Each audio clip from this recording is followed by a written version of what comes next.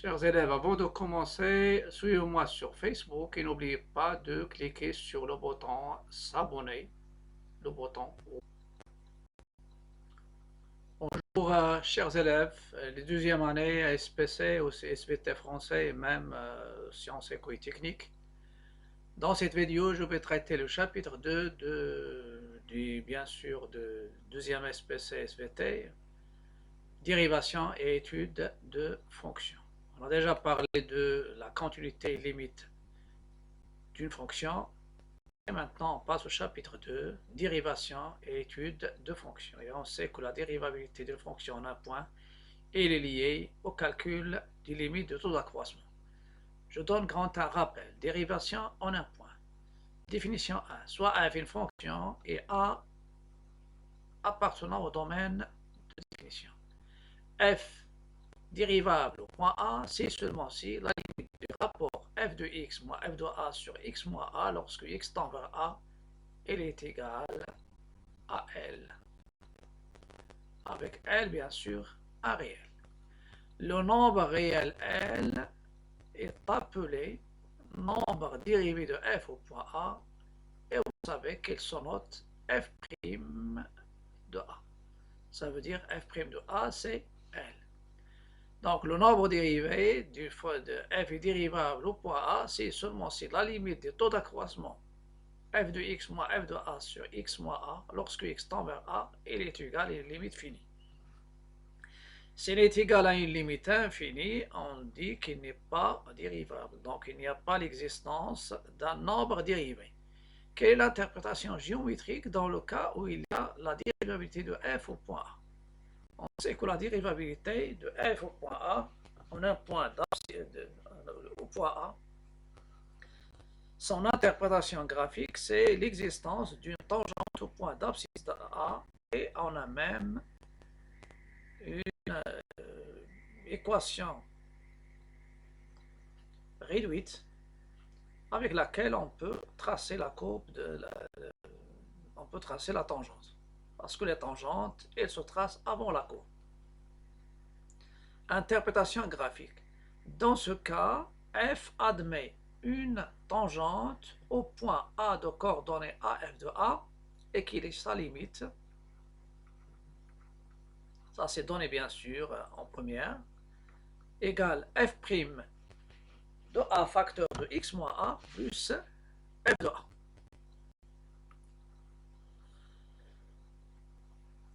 On passe maintenant à un exercice. Dans l'exercice, on donne f de x. C'est normal, je vais utiliser les fonctions qu'on a déjà traitées, c'est-à-dire la racine cubique de x plus 5. Sans domaine, il faut que x plus 5 soit supérieur ou égal à 0. Ça veut dire x supérieur ou égal à moins 5. Donc le domaine, c'est moins 5 plus l'infini. Petit a, vérifie que f est dérivable au point A. Petit b, donne l'équation de la tangente ACF, on dit l'équation cartésienne, ACF au point de coordonnées A, f de A. Donc, je passe aux réponses. Donc, la première chose, je calcule la dérivée. Je calcule f' de A. Donc, ce que je devais dire, calculons, ici, limite lorsque x tend vers 3, du rapport. Quel est ce rapport? C'est f de x moins f de 3 sur x moins 3. Donc cette limite, on va maintenant la calculer. Donc la limite lorsque x tend vers 3 de f de x moins f de 3 sur x moins 3. Et c'est la limite lorsque x tend vers 3 d'un rapport racine cubique de x plus 5 moins, on va calculer quel est f de 3. F de 3, c'est la racine cubique de 3 plus 5. Donc c'est la racine cubique de 8. Et la racine cubique de 8, c'est 2. Vous pouvez utiliser la calculatrice ou bien écrire 8, c'est 2 à la puissance 3.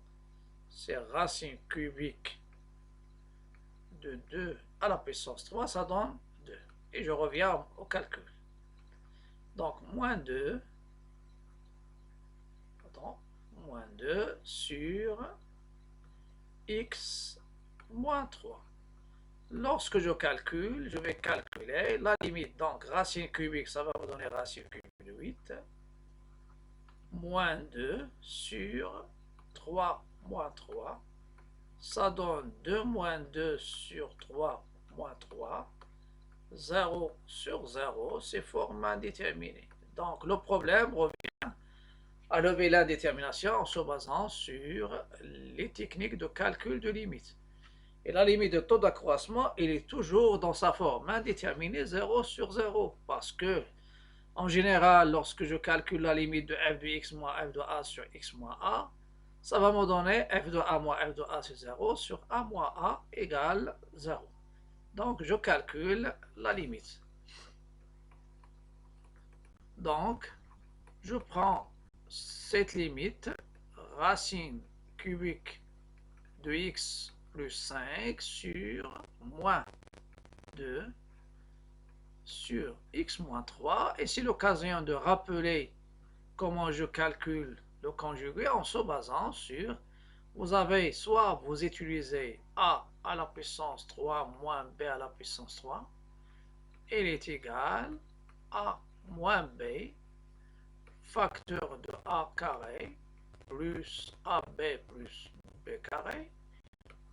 Et vous pouvez remplacer, comme je viens de donner dans des vidéos, vous pouvez prendre a moins b, c'est quoi? C'est a à la puissance 3 moins b à la puissance 3 sur a carré plus ab plus b au carré. Ça, c'est le a, et vous avez moins b. Donc, je peux soit multiplier par le conjugué ou bien utiliser cette technique qui facilite un peu le calcul de limite.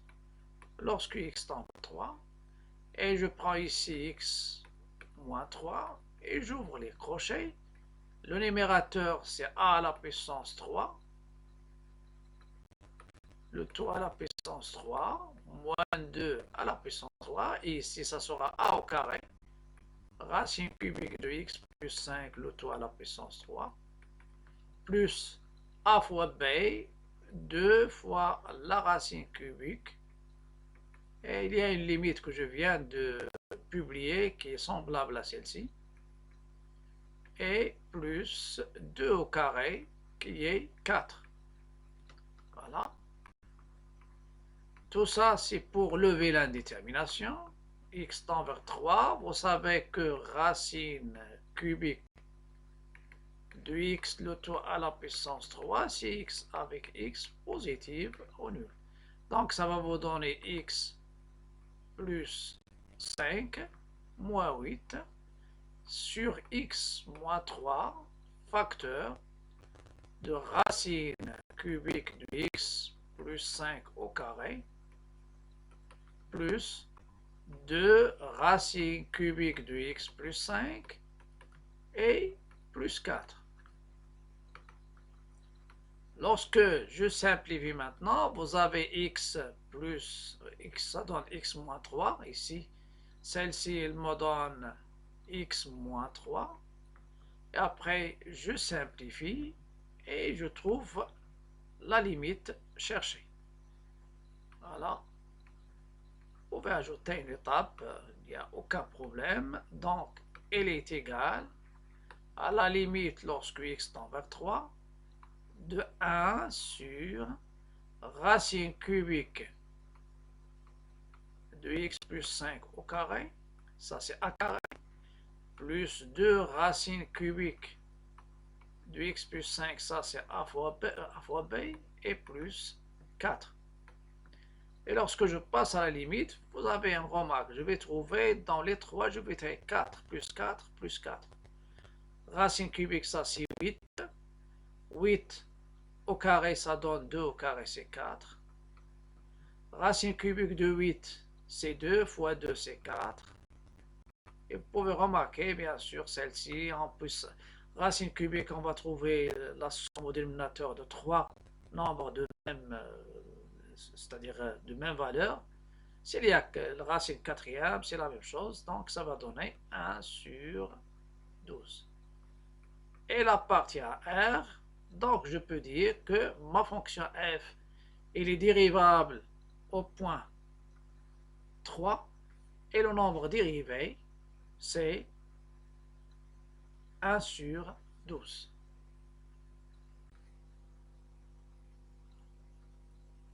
Donc on a trouvé une limite finie. Cette limite finie, elle représente le nombre dérivé.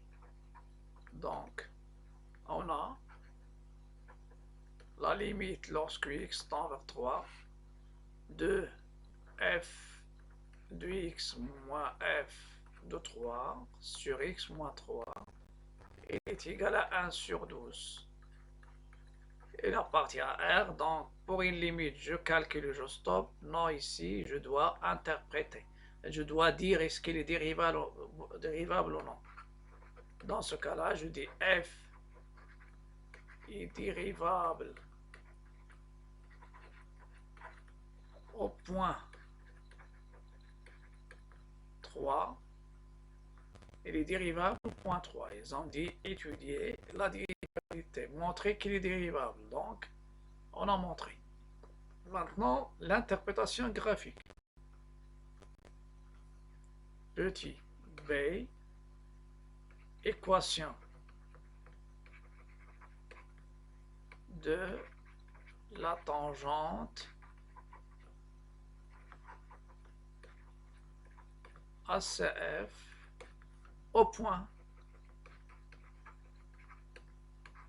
A de coordonnées 3, F de 3. C'est-à-dire ici, il entre dans l'interprétation graphique. Interpréter graphiquement ou bien géométriquement la dérivabilité d'une fonction en un point. Voilà, donc je donne directement T, l'équation de la tangente. En général, il faut la répéter toujours. C'est f' de A, facteur de x moins A, plus f de A. Et ça vous donne, c'est une équation, donc c'est une droite. Vous avez f' de A, vous avez déjà calculé f' de A, c'est-à-dire f' de 3. On a trouvé 1 sur 12. Et vous avez f de 3. F de 3, on a trouvé que c'est 2. Donc, je continue. Donc, il est égal à 1 f' de 3, facteur de x moins 3, plus f de 3. Vous pouvez écrire celle-ci directement, pas de problème. Donc, après, je remplace. C'est 1 sur 12, c'est la pente de la tangente, ou bien c'est le coefficient directeur.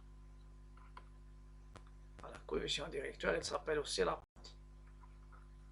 Et ça me donne T, son équation cartésienne, y égale 1 sur 12 fois x, moins 3 sur 12, c'est moins 1 quart, et plus 2.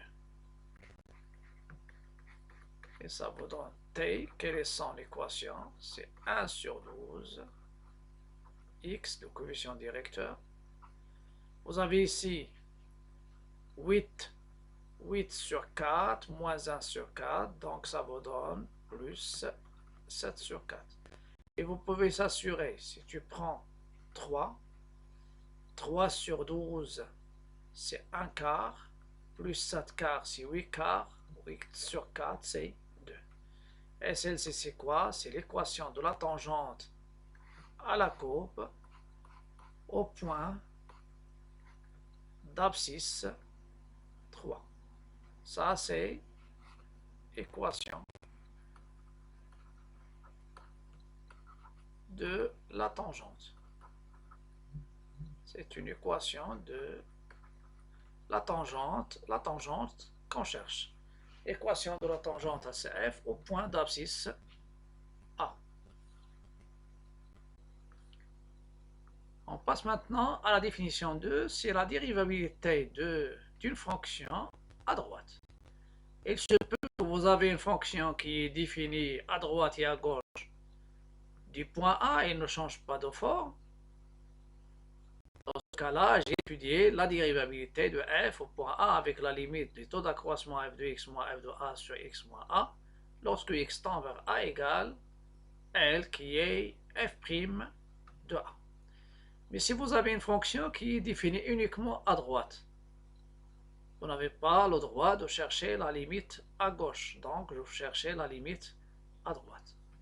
Donc, si une fonction est dérivable à droite, est définie à droite du point A, on étudie la dérivabilité à droite. Et s'il est défini à gauche du point A, j'étudie la dérivabilité à gauche.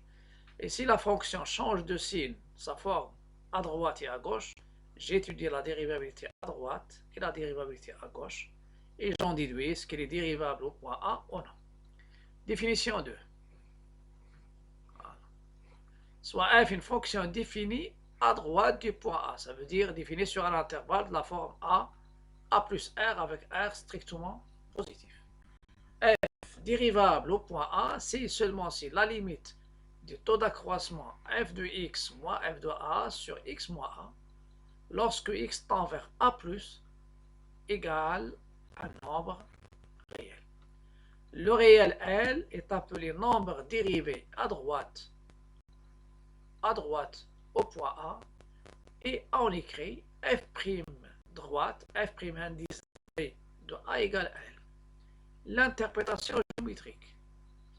Dans ce cas, f admet une demi-tangente, que je la note TD, ça c'est très essentiel parce que on se prépare à l'étude des fonctions et la courbe, normalement on trace la courbe en commençant par le traçage des tangentes, des deux demi-tangentes, surtout au point remarquable de la courbe, à droite, au point A, et que son équation c'est la même que l'équation précédente, c'est tout simplement à la place de f' de a, je fais f' droite. Y égale f' droite de a facteur de x moins a plus f de a, et ça pour x supérieur ou égal à a. Exercice d'application, je prends la même fonction, racine troisième de x plus 5, mais je vais étudier la dérivabilité de cette intervalle. Elle est bien sûr, elle appartient à cet intervalle, mais ce n'est pas extrémité de l'intervalle. Mais ici, je vais étudier la dérivabilité de f à droite au point a égale moins 5. Qu'est-ce que je vais faire? Je vais calculer la limite. Voilà la question. Donc, étudions la dérivabilité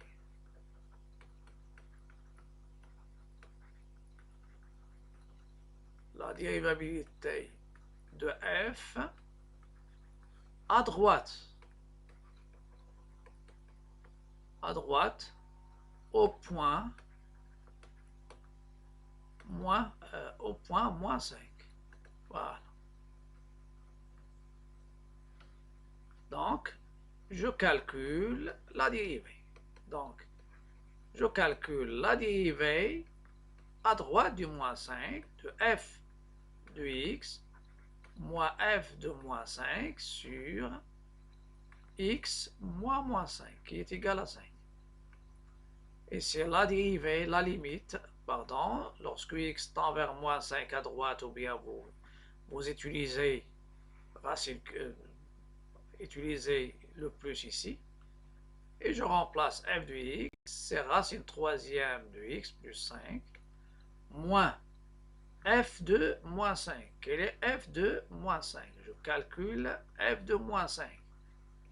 f de moins 5, c'est racine troisième moins 5 plus 5, c'est racine troisième de 0, elle est égale à 0. Voilà, donc pour moi ici,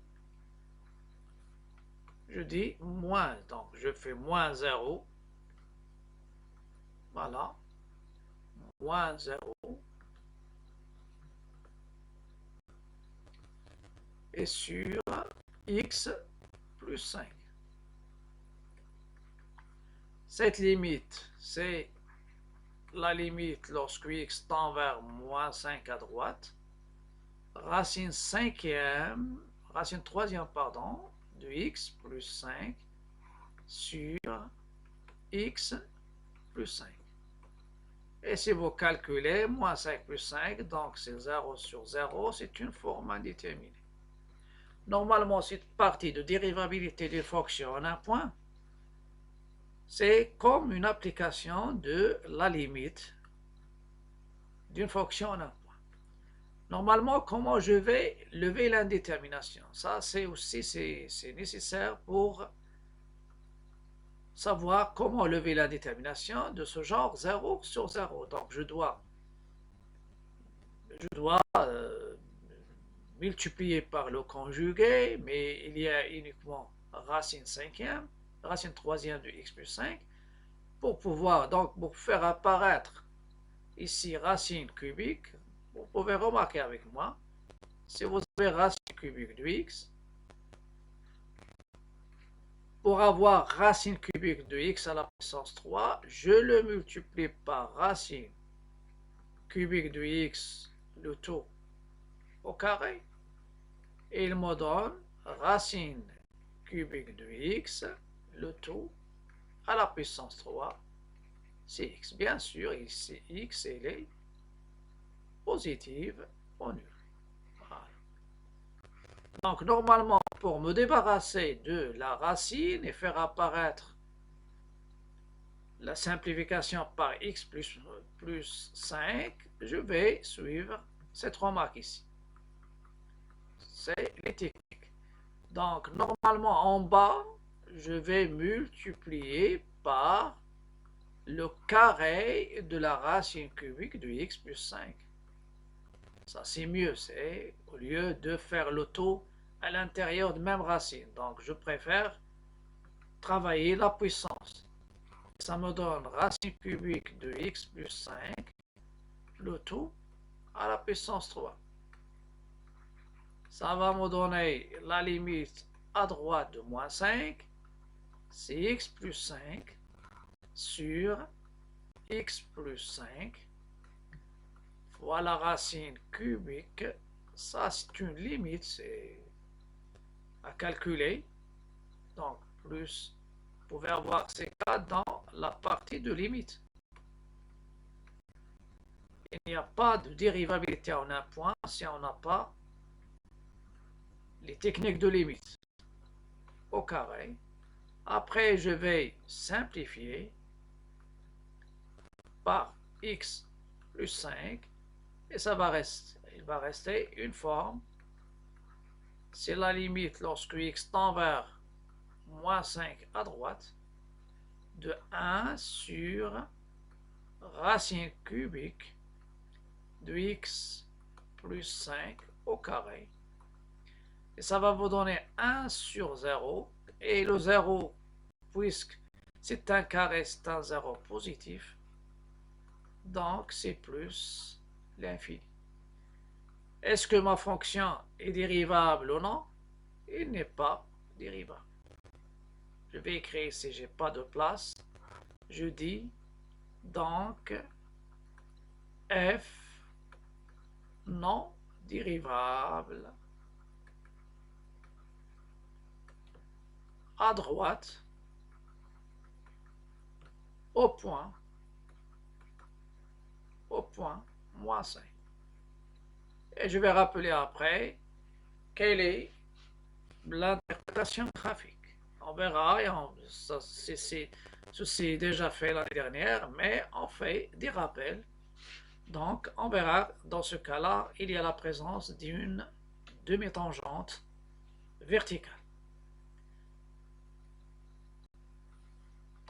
Je passe maintenant, si vous avez une fonction qui est définie à gauche d'un point. S'il est défini à gauche d'un point, dans ce cas-là, je parle de la dérivabilité à gauche. Dérivabilité à gauche.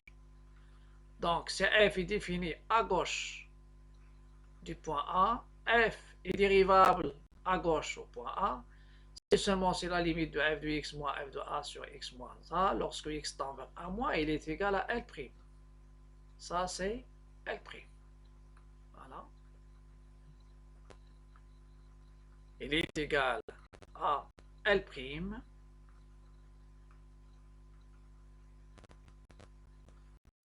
L'. Et puisque L' appartient à R, dans ce cas-là, on dit qu'il est le L', c'est le nombre dérivé à gauche au point A, et on le note f' gauche de A qui est égal à L'.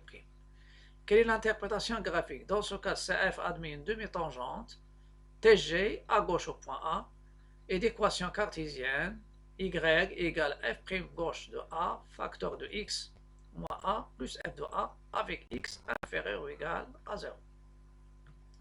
Et je vais vous laisser cet exercice à traiter pour la vidéo précédente, la prochaine, pardon. Je donne g de x, c'est la valeur absolue de x moins 1 fois la racine de 1 moins x. Le domaine 1 moins x supérieur ou égal à 0, ça donne x inférieur ou égal à moins 1. Et vous allez trouver que le domaine, c'est quoi? C'est moins l'infini, 1. Ça veut dire la fonction, il est définie à gauche de 1. Et je vous demande d'étudier la dérivabilité de g à gauche du point 1. À gauche du point 1. Dans ce cas-là, il faut calculer la limite de g de x moins g de 1 sur x moins 1 lorsque x tend vers 1 moins. Donc, ça sera, donc celle-ci, c'est à chercher. C'est à chercher pour la séance prochaine. Et c'est une limite à calculer. Donc, avant de vous quitter, je vous invite, comme toujours, de cliquer sur le bouton s'abonner pour recevoir tout ce qui est nouveau dans ma chaîne. À bientôt et à la prochaine vidéo.